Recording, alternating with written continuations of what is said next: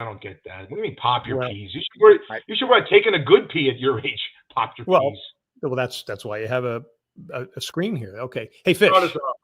are we live? Surely you jest.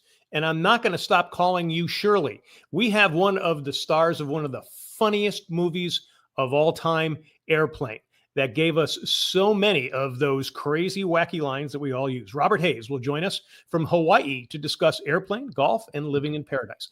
Hardline is measuring the NBA Finals Game 5, and he's looking at what could be one of the great Stanley Cup finals, and he has some props for the U.S. Open. Heidi's Hollywood is all about sex, actually the basis of sex in RBG.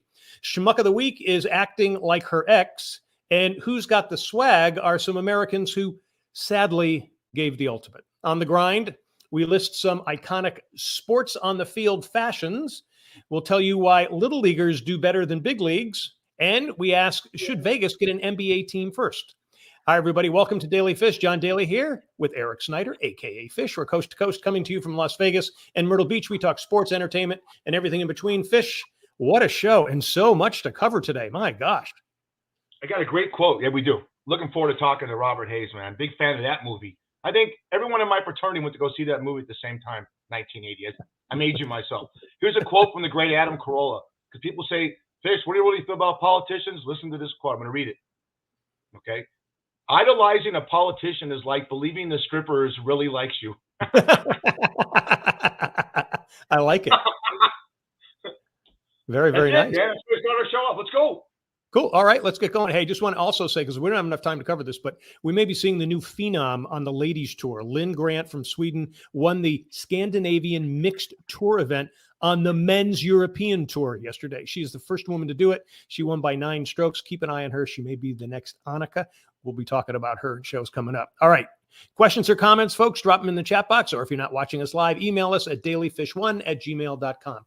Time now for the Daily Grind. Here's what we're grinding on. First, LeBron says he wants to own an NBA team in Las Vegas. So we ask this: should Vegas get both an MLB and an NBA team, or one or the other, or which one first? Fish, what do you think? Both, and do it now. We have 5 venues in Las Vegas that hold over 15,000 fans. So if an NBA team wanted to move yesterday, you could put them right in there right away. The Oakland A's are rumored to come here, and there's a lot of spots down by the Tropicana, one up in Summerlin. But I think we're going to get it. We're the fastest growing city in America per capita.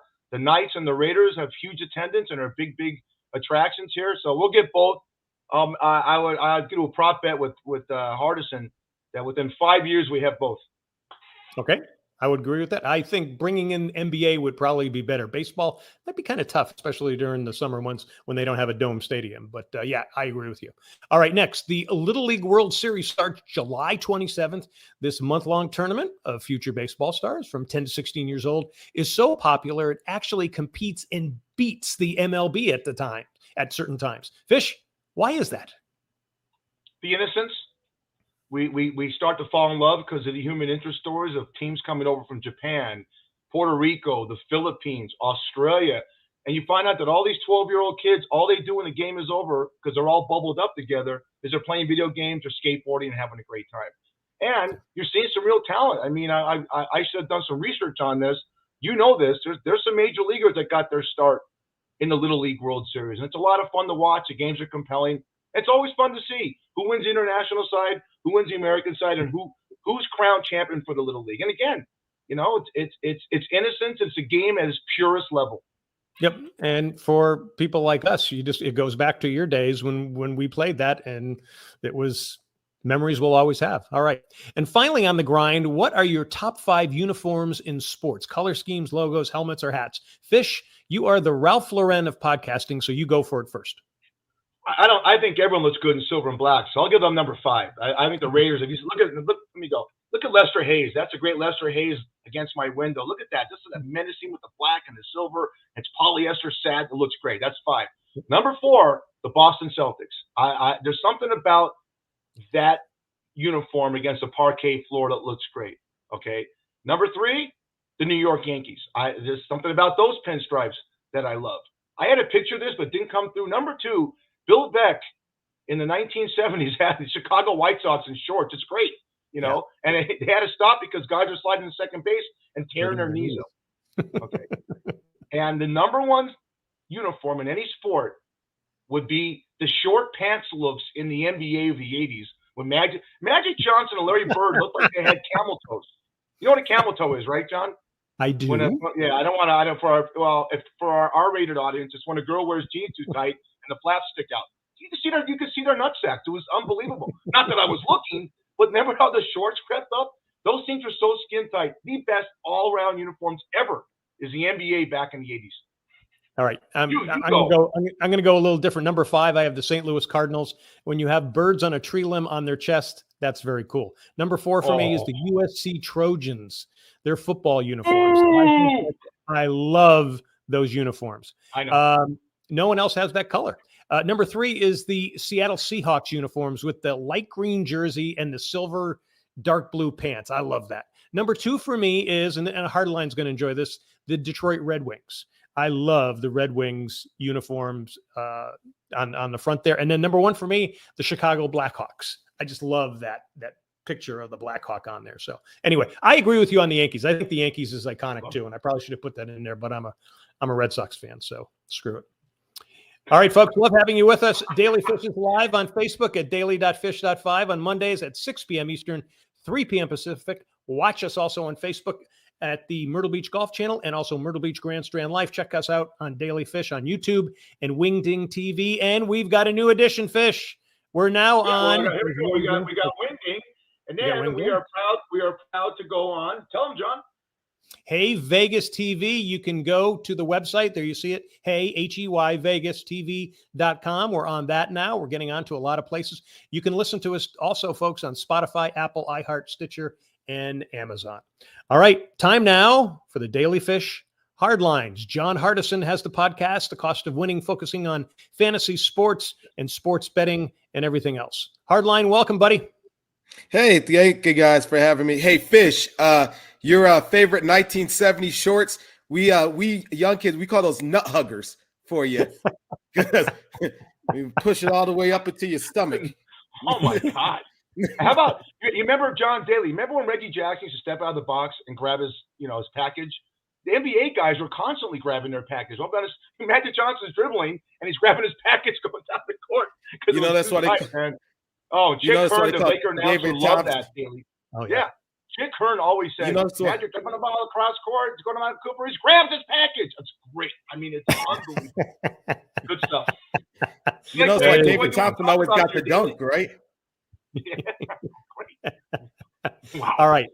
Game 5. Speaking of tight pants, NBA Finals kicks off in a few hours. Game 5. What are you taking tonight, Hardline?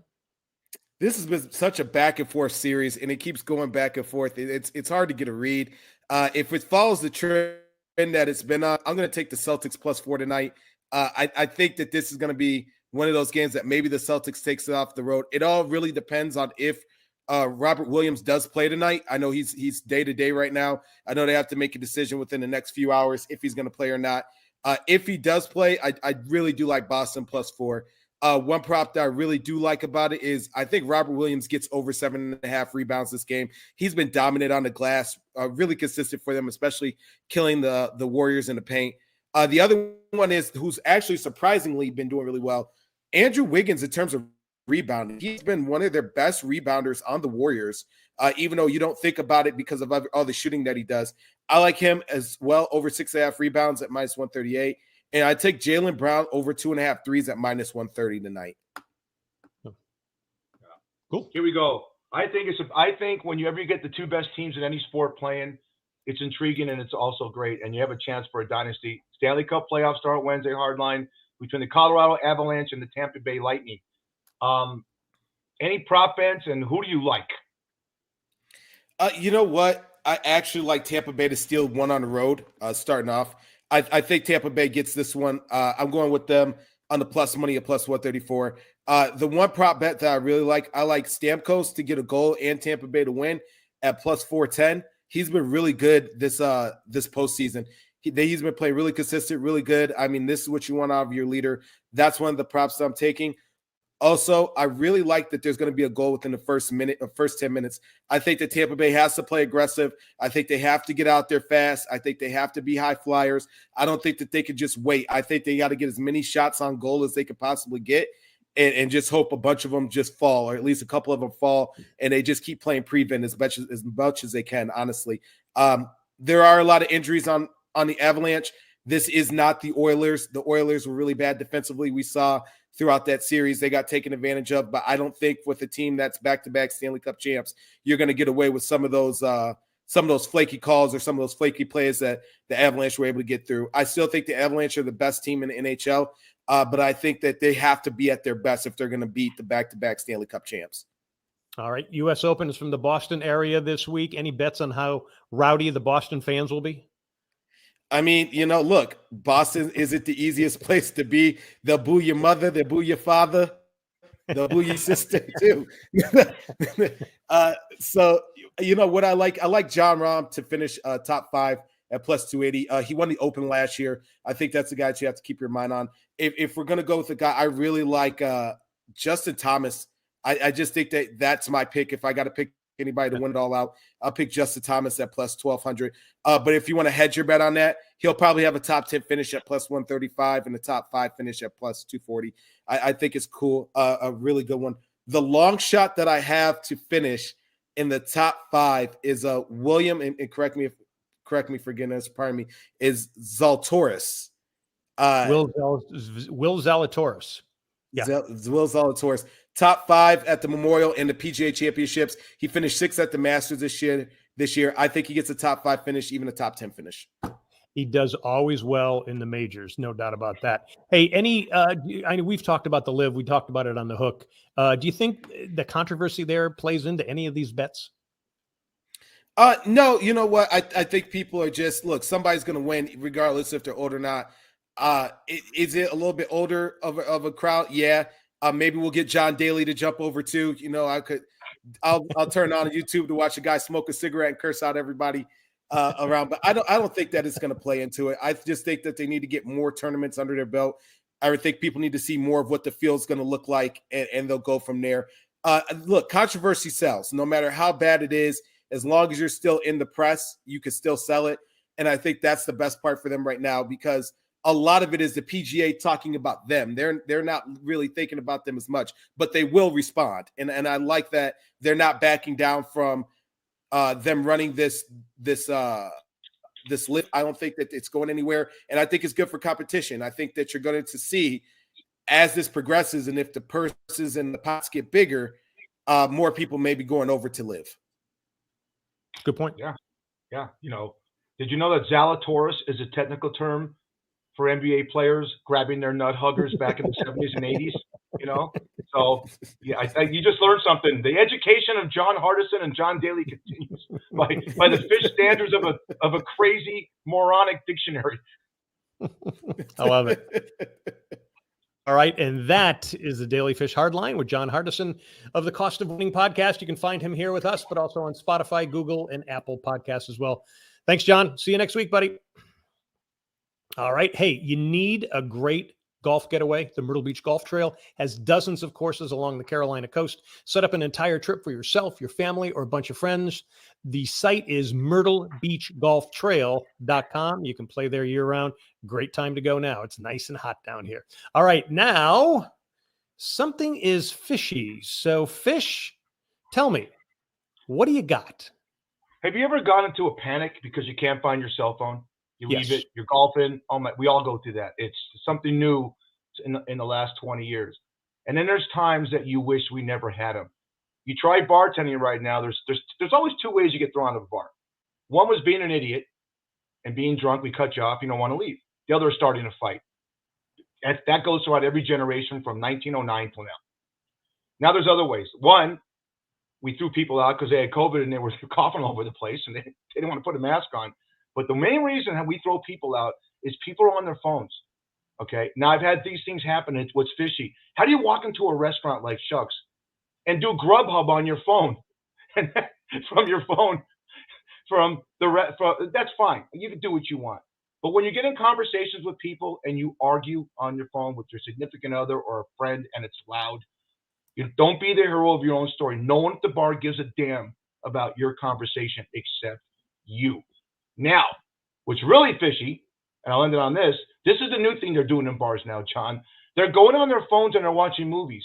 And they're turning, now these phones, some of these phones have huge volume.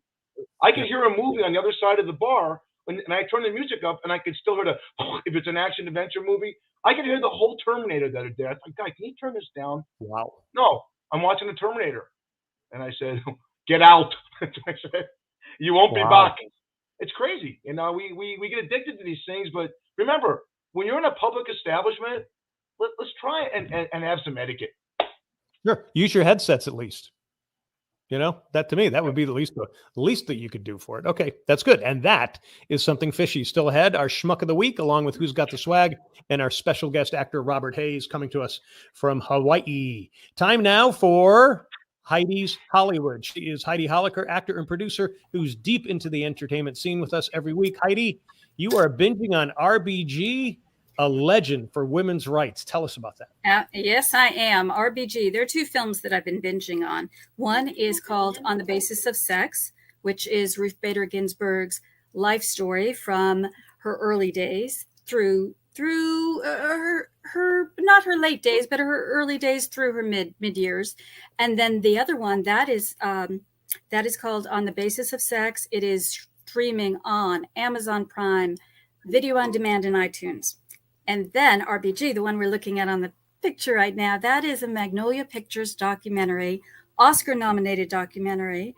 It is also a beautiful film, and that is streaming on Magnolia Selects, Tubi, Vudu, and Amazon Prime. And I recommend both of them. They are so relevant. They're only 4 years old. They both just came out in 2018.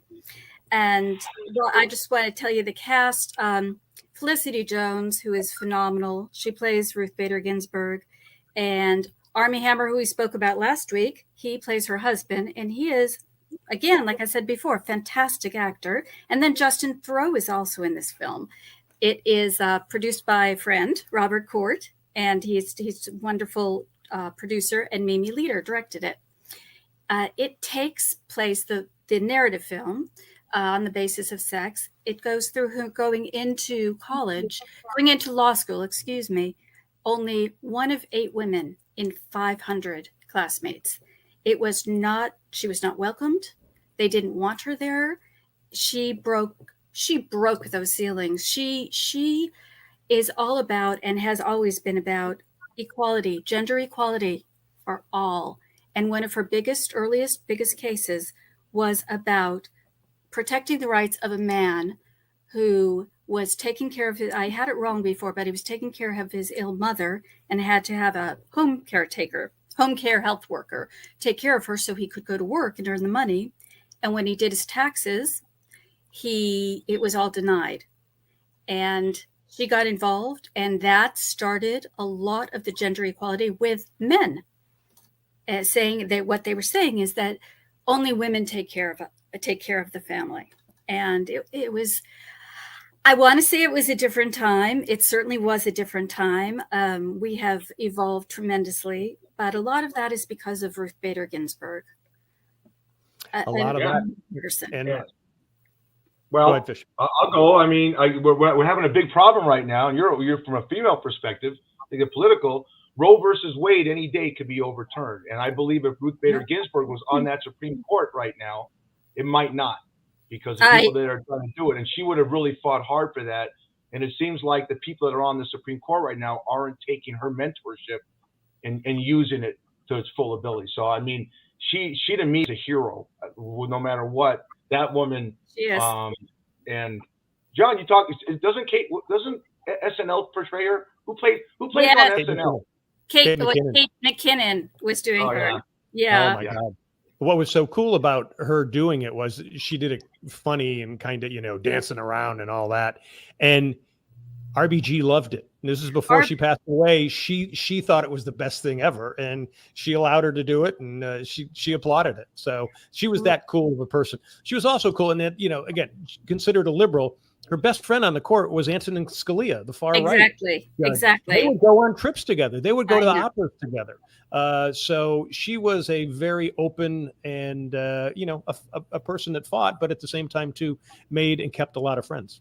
So, yeah, She I think made and kept so many friends. She's so beloved. Magnolia did this documentary. Robert Court did this film, and it honors her. And she used to exercise every morning, and that's in the documentary. And she I don't know if you're aware of this, but when her husband got cancer and he became a very, very famous tax attorney, she not only took care of him because he was still in class at Harvard. She went to all of his classes to take them, write all the notes. She went to all of her classes, and she had an infant daughter at home. So this woman, she wasn't going to let them say no. And I think that's certainly extraordinary, beyond commendable. She really is a hero. She truly is. And I want your quick.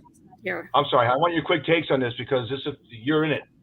Top Gun, Yeah. Maverick, Jurassic Park, crushing it. Top Gun will probably be the biggest, and and we're still in the COVID era, and I don't think all the international box office is coming right now. Two questions for you each. Are you shocked, and two, have you seen either one of them? No. I haven't ventured into the theaters yet. I'm very aware of them, certainly. We talked about this a little off camera, that I feel that the bottom line is definitely going to be Top Gun as far as the biggest worldwide box office, because we've waited 36 years for it. Whereas Jurassic Park, and I love the Jurassic Park movies. I watch them over and over on VOD. I think they're right. Just hold up. The Stan Winston designed the originals, and then when he passed, Legacy Effects took over, which were the guys that worked right under him, and they and a lot of my friends build those dinosaurs, and it's amazing. I mean, it really is. So I will see both. I'm just not venturing into theaters yet. I will make you a prediction. There'll be another Top Gun because Miles Teller's on top of them. He does a thing called The Offer right now, and they say this is the last Jurassic Park, Daly and Heidi. No. Even though they got the original cast of Sam Neill, Laura Dern, and Jeff Goldblum, and then you got the new ones with Bryce Dallas Howard and Chris Pratt. When you kill it like this, and watch this new Elvis film coming out, which I want you to talk about next week. Yeah. They said this is Tom Hanks' greatest performance ever. How do you say that? Is the next thing he does the greatest performance ever? So it's good to know whether we're all going to the movies or not. It's good to know that there's box office and it helps the industry. Absolutely, it does. And I mean, take Tom Hanks. I mean, he has done some of absolutely all of our general lexicon, know every single thing he's done, and every one of them has been brilliant. And I think my favorite was Philadelphia, one of my favorites, and Castaway. I mean, you're alone with Wilson crew. Wilson. Yes, exactly, with Wilson, you and Wilson, and Heidi, go watch Fitch it's on Amazon. He did a thing called Fitch, what they said that he should have been nominated for, where it's the same kind. It's like a post-apocalyptic Castaway. Oh, and yeah. Before you did our binge watching, I binge watched it. I was in tears. He's the last scientist on the earth, and his whole mantra is to build a robot to take care of his dog. I saw the trailer. And it's a Nike type dog, so which is Daly's dog, tear jerking, and he is so wonderful in this thing. And I heard Brian Torrison, people saying, "My God, how is this guy not nominated?" Well, you can't nominate him every year for everything. Sure, you can. Well, he plays Colonel Parker, and he nails it in this thing. So no, it's good. It's good to see Hollywood's back. And super. Love it. It's great. All right. Super. And that is Heidi's Hollywood. As always, she's with us every week. You can check her out on Facebook and Instagram. Heidi, thanks. We'll see you next week. Okay. Right. Let's say goodbye to you. Let's say goodbye to you properly. Yeah. Kissing. So I know how you like that. Take care. All right. Now it is time for our Schmuck of the Week. Who's been schmucky this week, Fish? Oh God, this is crazy. I can't stand egotists. Especially you're a guy. It's amazing. Jennifer Lopez is pissed off, okay, but the NFL's decision to have her share the Super Bowl halftime show with Shakira. Low frustrations with the NFL were documented in her upcoming Netflix documentary called Halftime. Quote, "This is the worst idea in the world to have two people do the Super Bowl." Lopez told their musical director, "It's the worst idea in the world." The Let Gets Loud singer was particularly frustrated with the time constraints that came with having two headliners. It's about the goddamn Super Bowl. When you do a halftime performance, it's 45 minutes, and trust me, no one's there to, I'm pissed off. This should be my fishy. No one's there to see you. You're just there for people that are casual fans of the Super Bowl party. You know what I do? I go to the bathroom, walk my dog. During this, I've never watched a halftime thing. I missed, was it Timberlake and the tit fell out from What's Her Face? I missed that. Yep. I'm hot about this. What do you think, John? I agree with you, but I know a lot of marching bands who think that they're the top performance, and they're just a football team plays before them and after them. So, but everybody's that way too. So, but yeah, I agree with you on that. I mean, she doesn't need to be doing that. She's Jennifer Lopez, and I said she's throwing Shakira under the bus. Who's a top star? I hate that. Yeah. Go away. Yeah. I threw her under the bus because I said in the beginning she's just like her ex. So anyway. Who's that? Is A-Rod? No. Yeah. A-Fraud, as we call him in Boston. All right. Oh. All right. Now it gets controversial. Absolutely. So let's see who's got the swag. This is kind of a touching one here, Fish. So go ahead and hit us with this. I grew up in LA and I watched this guy play baseball, and you're a kid, and it's a very sad story that this is the guy on the right is Steve Sachs, I don't know if you're looking at it, and the guy on the left is his son, John J. Sachs. It's one of 5 U.S. Marines killed when their aircraft went down during a training exercise in California on Wednesday. 33 years old. He served in the Corps for 5 years and was awarded the National Defense Service Medal and was identified as one of the occupants on board the aircraft at the time of the fatal crash. We also want to say this. On board was also Corporal Nathan E. Carlson, 21, of Winnebago, Illinois. Captain Nicholas P. Lapsapio, 31, of Rockingham, New Hampshire. Corporal Sethi Rasmussen, 21, of Johnson, Wyoming. Captain John J. Sachs, placer, a pilot. And Lance Corporal Evan A. Strickland. What's very touching to me, and I don't want to get teary-eyed, is that Sachs, I sort of many of you said, my son was 7 years old and told me he wanted to be a pilot in the Marine Corps. And it's sad. So to all the guys that and we just celebrated Memorial Day and we have July 4th coming up, to all the guys that serve our country, take your hat off, and we're going to toast John J. Sachs. Thank you for your service and making the ultimate sacrifice. All right. And now with our drink of the week. Okay. What are we sipping here, Fish? This is Mai Tai, because we got the Hollywood longboarder coming, the Hawaii longboarder Robert Hayes coming on, and I mean, look, I'm sure John J. Sachs and his dad Steve had a couple of these. A Mai Tai. Take all your rums. I like using the way I make it at Chuck's Tavern, John. I don't know how you make it. I really specialize in a lot of coconut rum in this thing, along with Bacardi, and then I take the Myers dark rum. I fill up with orange juice, pineapple juice, okay, and then I put a little bit of grenadine on top. And I take the Myers and I float it on top of the grenadine so it hangs on top. So the last sip you take in that straw is that Myers rum. Yep. I do the exact same thing. Perfect. All right. Here's at you, buddy. Beautiful. All right. So the Daily Fish Drink of the Week is sponsored by Chuck's Tavern in Vegas. Great seafood and drinks in 2 locations. Head to Chuck's Tavern on North Durango on the northwest side of town, where fish is overnight. A Daily Fish podcast. You get a free drink. Do it the next day, a free appetizer. That's Chuck's Tavern. Check out Chuck's Tavern on Facebook. All right. Time now to bring in our special guest, Robert Hayes, the star of many films and TV shows. One of our favorites. Oh, my God, that we quote often. We quote so much from that movie. Hey, Bobby, welcome to Daily Fish. Can you hear us? Oh, you're on. You have audio. All right. Yeah. Gotcha. God. Wait a minute, it's not working. No, because it's Stream Fart. What the hell is this thing called? Stream Fart. No, that's what I do. I've never heard of this. Stream Fart. That's why I was on Zoom and I was saying, I don't see it. Where's the link? What's the link for this? I don't know. Who needs a script? Yeah, who needs a script when you've got gas? All right.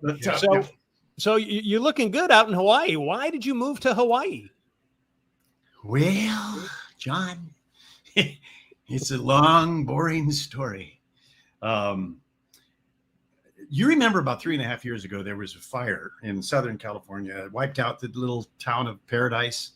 had all the trailer, probably a majority of the homes there were sort of like trailers or very, combustible little things. And there were 14,000 of those homes burned up.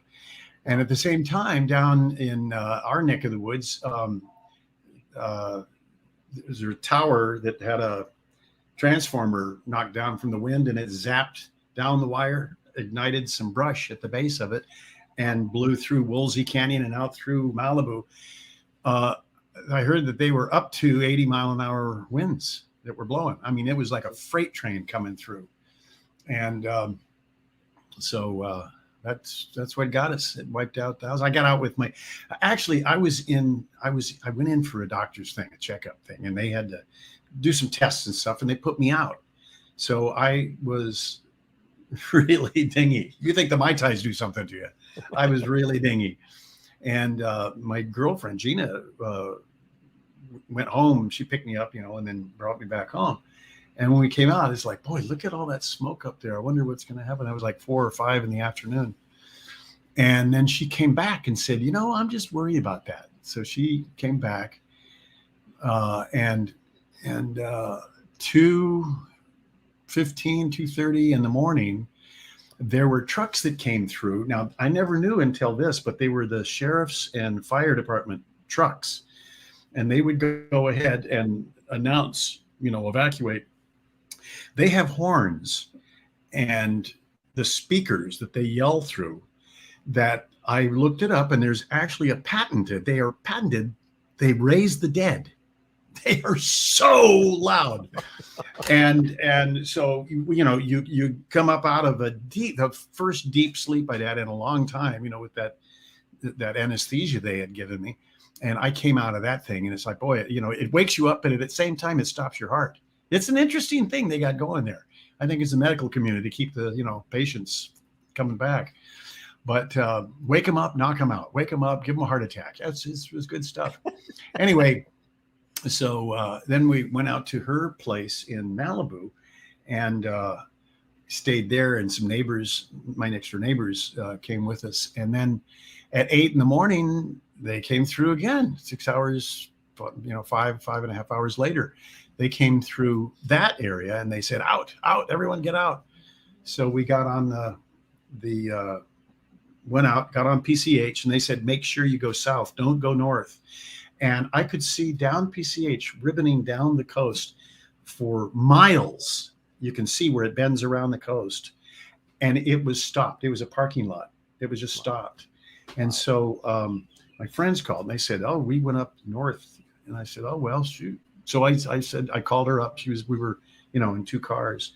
And I said, make a U-turn. She said, we're not supposed to. And I said, follow me. We went up. The smoke was right over the top of the car. And I looked out to the left, and there was the sun just rising, because the way it's curved there at Malibu, you see the sun rising up from the east off the point. And I looked up just 30 seconds later, and it was a blood orange sun. And about, 30 seconds later, because you're looking all around, checking everything, it was blood red. It was so red. And then you're, making your way through everything, checking everything out. And I looked up and there was no sun. It was so thick that a bright morning sun was completely blacked out. And that brownish black kind of thing. And it was so eerie. It was kind of cool in a way, that sci-fi kind of eerie thing. So you think, where's a camera? Where's a cast? Let's make a movie. Oh yeah, that's right. We're evacuating. So, and I thought, well, I was going to go, this was Friday morning, and I was going to leave that morning to drive up to Carmel. My aunt had died and they're having the funeral for her. And I thought, yeah, I'm going up there. So I might as well, if you're going to be evacuating a fire, you go to a funeral. It blends better. If you're going to a party, it's not as much fun. If you go to a funeral, it's a lot more in keeping, So I went up there. I got out with the clothes on my back, my laptop, this little laptop I'm using right now. And so then you've got to figure out, I can't wear my cargo shorts and a Hawaiian shirt. So I figured, I don't know where you go like if you have to go shopping for funeral clothes, I always go to Costco. So, you know, went to Costco and yeah, and picked up some stuff and then went and then it was like, gee, what do we do? And I called and I kept calling, trying to get a hold of somebody. And I got my friend that lives across the lake, who was born and raised there. His parents lived there and he was born and raised there at the lake. And 50 years he'd lived there and he didn't leave. And he's a big, tough guy, all-American high school football player, quarterback, really tough kid. And he said, Bobby, I will never do that again. It was scary. He got underneath docks and then he got out and, you know, just out in the middle of the lake and put a towel over his head and everything, just try to keep from, you know. So it was pretty scary. And he said, I said, well, what about, did my house get it? And he said, sorry, it was the first one. When it came over, right where it came over right there, it got it. And they, so that was kind of, you know, our little deal. So then we just started, we rented a place, a really cute place up in Channel Islands in the marina up there. And it was like a New England cottage right on the water. It was really neat. Wound up having black mold. And so we got out of there and we just kept trying to find, well, where are we going to go? And so we did this for, you know, a few months, just traveling around. And then I said, you know, we're vagabonds. We could do this in Hawaii. So that's how we came over here a little over a year ago. And now you're on Oahu. And real briefly, if you can, is it difficult living over there after the, you know, when the pandemic and everything, or do you find it really good because they closed things off and you guys were pretty safe over there? Yeah, well, I don't know. You could live in an apartment complex in the valley and not be allowed to go outside, or you could be in Hawaii and there's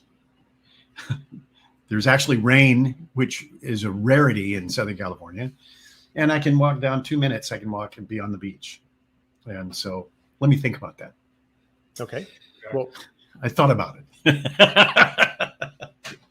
So that's, you know, this is, when we got here, it was right when they were clamping stuff. They had clamped things down when we moved up there to that house in the marina. The day that we were moving, we thought we were going to be stopped by the police and say, you're out, you're not supposed to be out on the road, and, you know, all the craziness. And fortunately that didn't happen, but then we were stuck in there. Really nice little place to be stuck, but we were stuck there. When we came over here, they were just beginning to lighten things up, and you didn't have to have like a 2-week quarantine in your, people would come over for 2-week vacation, and the entire 2 weeks they'd have to be stuck in the room in the hotel. Wow. Which was, you know, awful. So when we got over here, they were just loosening all that up. And if you had a test showing that you were all clean and didn't have any of that, then you were fine. So that was great. We were here. Then we were on Kauai for a few months, and on Maui a few months, and Big Island a few months, and then back over here. And so, yeah, we kind of get around. What was that? Oh gosh, what was that great? That great in the Black Baseball League, Satchel Paige. Mm-hmm. He said, "Jangle when you walk." Remember that? Mm-hmm. And he said, "Don't stand still. Don't stand still. You'll be a target," or something like that. You know, keep moving. Don't be a standing target. Hey, anyway, so that's what we're doing. We're just keeping moving. Bobby, nice to meet you. I'm Fish. Hey, Fish. Hey, Fish. How are you? How are you, buddy? I call you Bobby. Right? Fish is the one. Fish is the one whose eyes are turning into little X's because I've been just going on and blathering for so long. No. We all wish we were in Hawaii. We don't wish we went your path to a fire, but we all wish we were sitting there in that shirt right now. I'm a surfer, so I'm envious. Yeah, so they have these things over here. I got to give you props, Bobby. Let me give you props real quick. Yeah.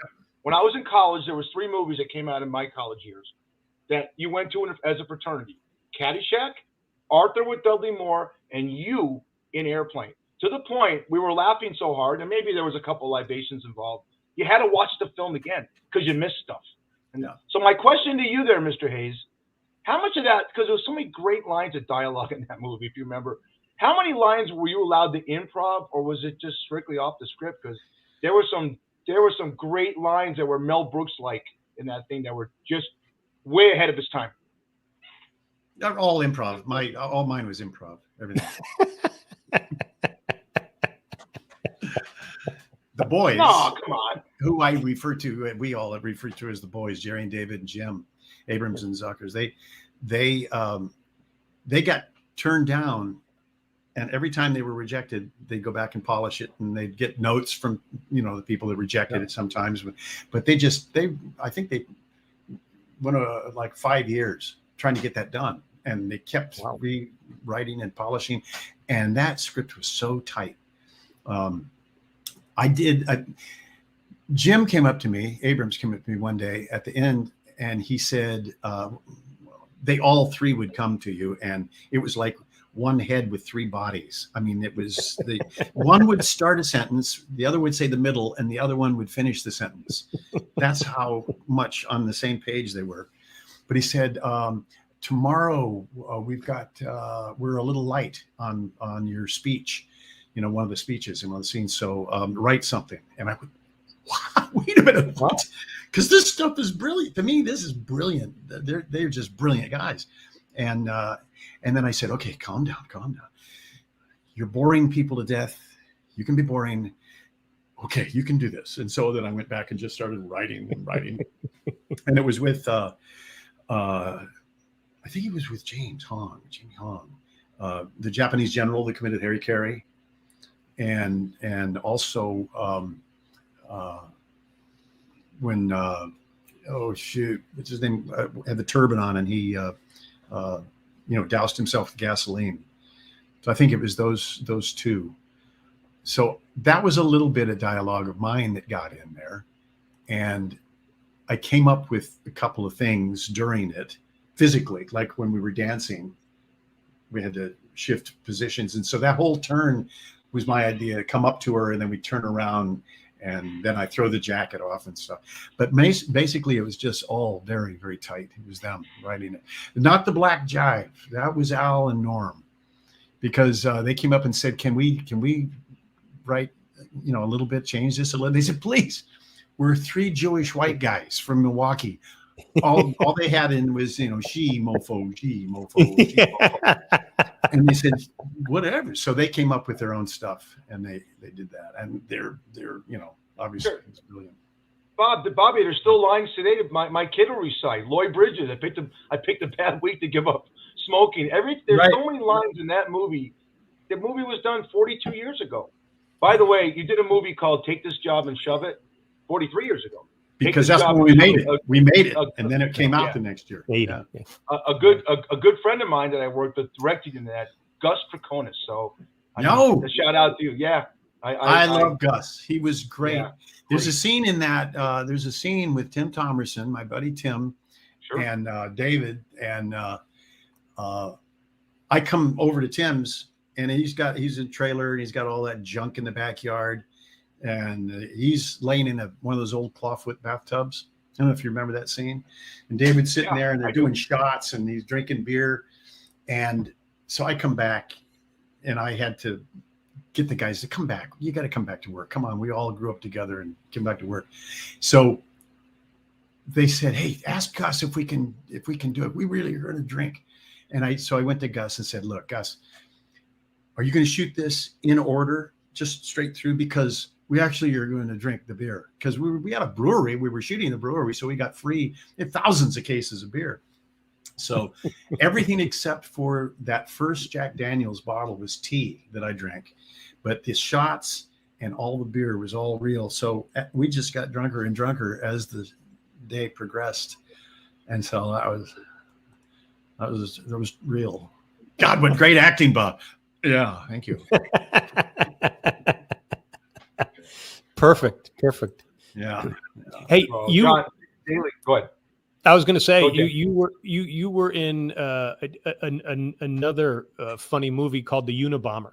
I'm just kidding. It wasn't a funny movie. But you actually played the brother of the Right. Unabomber. You were actually kind of the hero of that. How difficult was that to go from the funny stuff to something like that? That was pretty serious film. Well, yeah. I mean, that's what I had started doing. I was, when I started out in theater, I was doing everything. We all were doing everything. It wasn't like, oh, you just do comedy. That's when you do a film that's really successful. That's what people, you know, they stick you in the cubbyhole and that's it. You do comedy and that's it.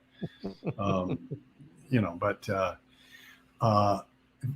when we were filming it is when they actually caught the Unabomber. Yeah. During our filming.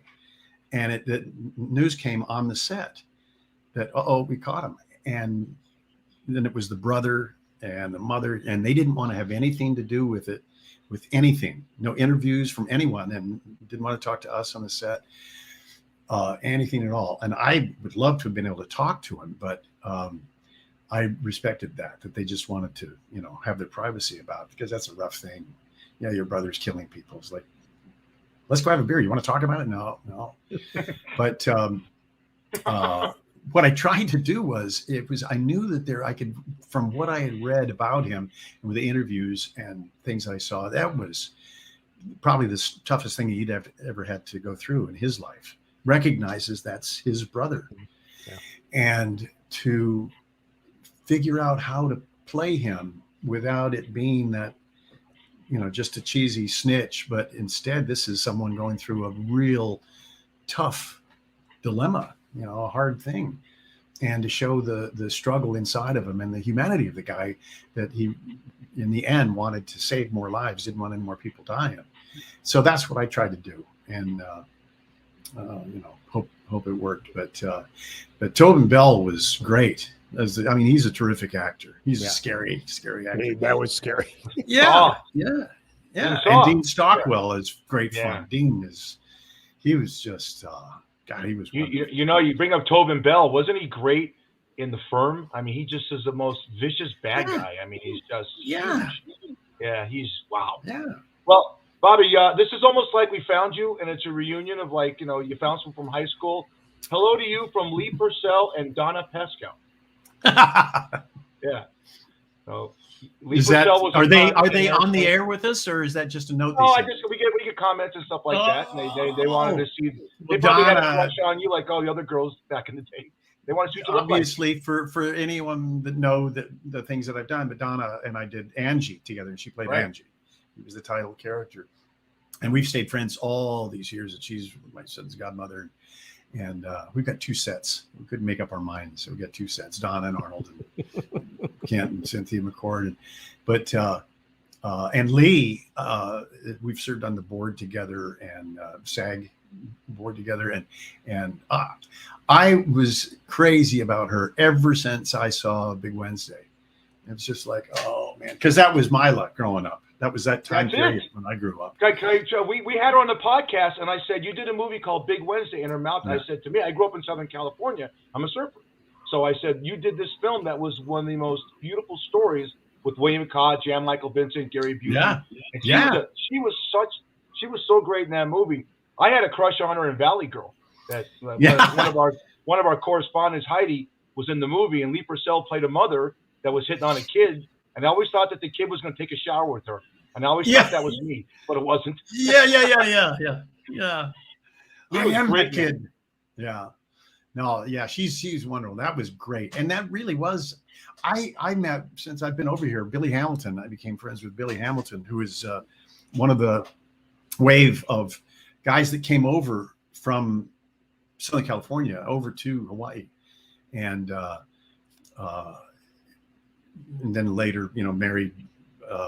This little kid grabbed him by the hand, said, "Come on, I want you to meet my mom," because they'd become buddies over there in North Shore. And he meets her, and they fall in love, and they get married. And that little kid took his name and became his stepson, and so he got his name, and that's Laird Hamilton.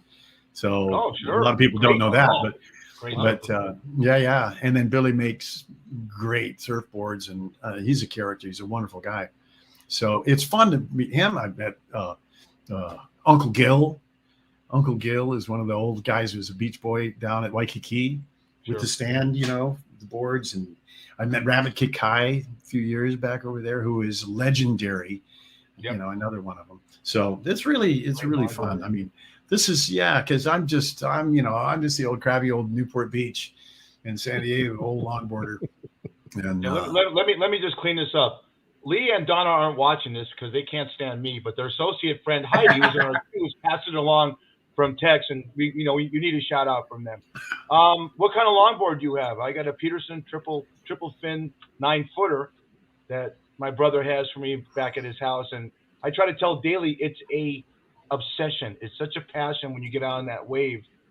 Well, I don't have any anymore. Get him out of the show. I lost 11 boards in the fire. I had 11. Whoa. I had about a 65 Bing. I had my sweetest David Ellis, my buddy David Ellis. He was my stunt double on Take This Job and Shove It. And people said, God, you guys don't look anything alike. And he's blonde. As soon as they made his hair brown, it was like, wait a minute, which one's which? He was incredible. He was amazing. And he went on to be, one of the top stunt guys and second unit directors. And then he finally got his job directing. But he gave me it was a Becker, right? The Becker surf shop right there in Malibu. And they don't make it anymore. This particular board, it was 9.6, and it was the sweetest board I've ever had. Triple skeg, and I had a 910 Stewart. Bill Stewart is a buddy of mine, and he makes some beautiful boards. I had a 10 foot 4-inch Irvin surfboard that another friend of mine, he and his brother, his twin brother, made these boards since like 69 in Huntington Beach. And that thing was the cruiser. And I called it BC because I know you guys are both too young, but you remember Broderick Crawford in Highway Patrol? Yeah, absolutely. I remember and that. What did he was on the phone, on the little microphone all the time in the car. All I remember him is just saying 10-4, 10-4, 10-4. I don't know if you remember that, but that's what he did. Well, I had a 10-foot 4 board. So it was Broderick Crawford. It was BC. That was my board. And that was my cruiser. I'd be way outside. Guys are getting ready to line up for a wave. And I'm out there catching just the beginnings of the ripple. And I've got the wave. So it's like, I got them. What, are they going to snake me?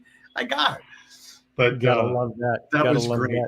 That was great. So, hey, Bobby, we got about a minute or so left. Do you have any great spots that you would tell people to go to over on Oahu if they want to get off the beaten path? What would you suggest? Is there a great restaurant? Is there a great place to go that people wouldn't normally go to because there's so much tourism over there? Oh man, well, it's just thicker. It's crazy. And it's warming up now. The season's coming. The people are flooding back over. But gosh, there are one of my favorite places to eat in the entire planet is on Maui. And it's over on the north side, just up from Paia, right outside Paia. And it's called Mama's Fish House. And it is, sometimes they got a 6 or even 8 month waiting list to get into it. But it is so great. And it's just down from Jaws. It's right, Jaws is just right up the road. And Piahi.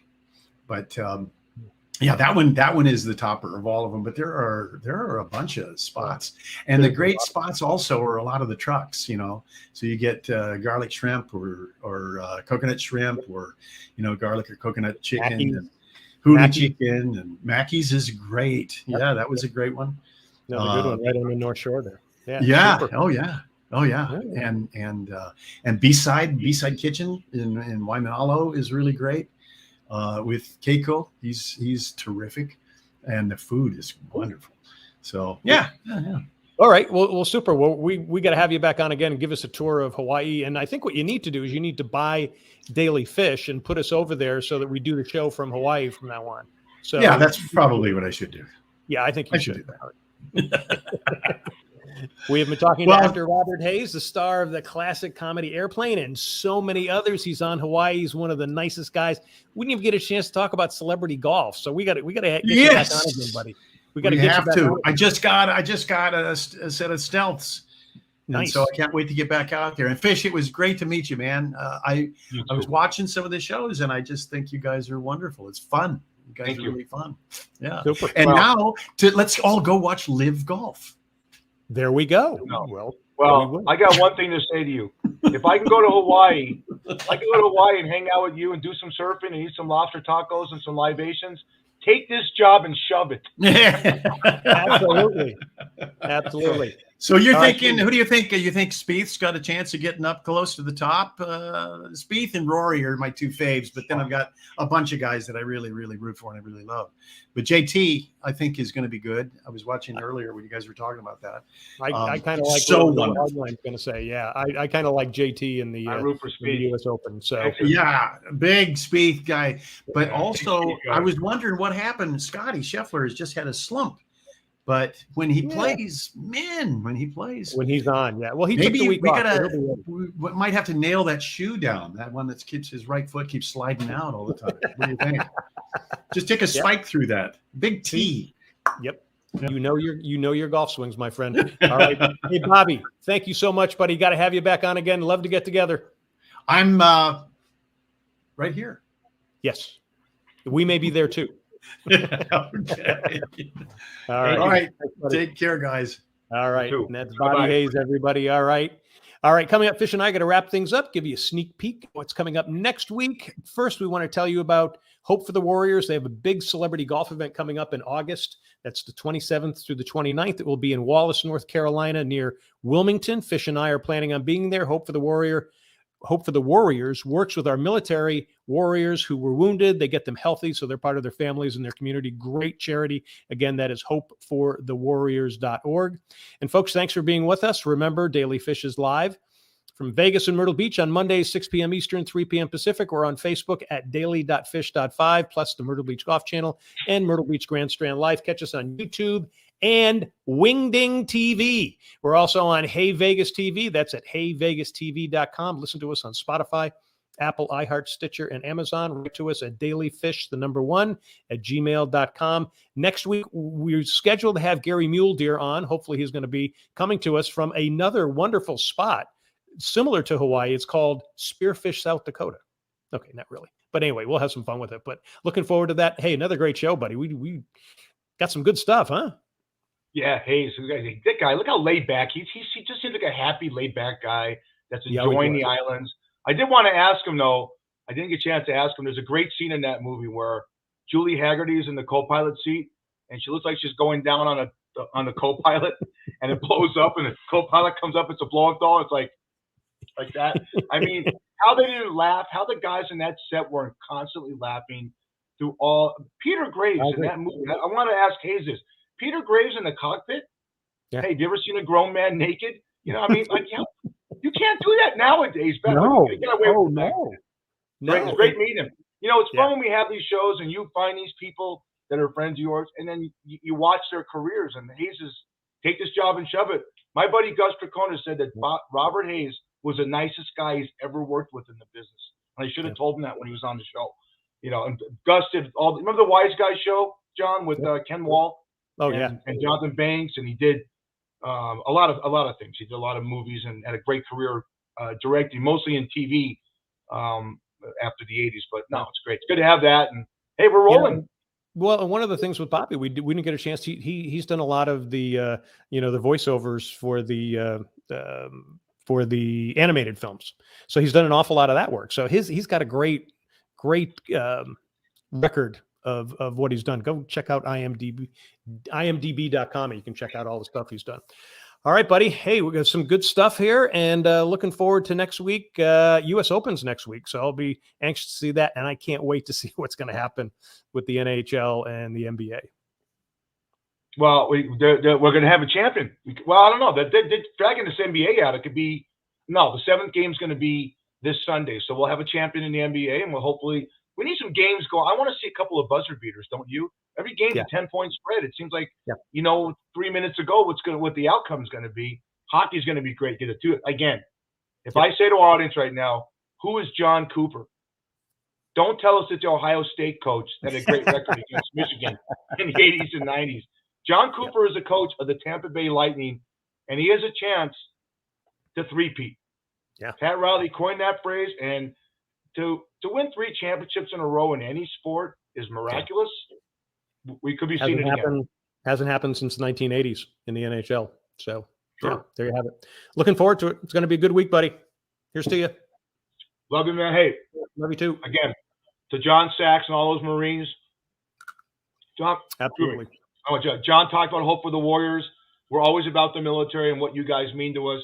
You give us the tools through your service to do shows like this and speak our mind. And for me to spew my idiocy, and for John to be the nut hugger that he is. So we love you, and we appreciate you. And to everyone, have a great. Hey, if you're on the West Coast, stay cool. Yep. What's it like with you, real quick? Good. No, it's hot and humid. Okay. Yeah. Yeah. All right. Everyone, stay cool. Absolutely.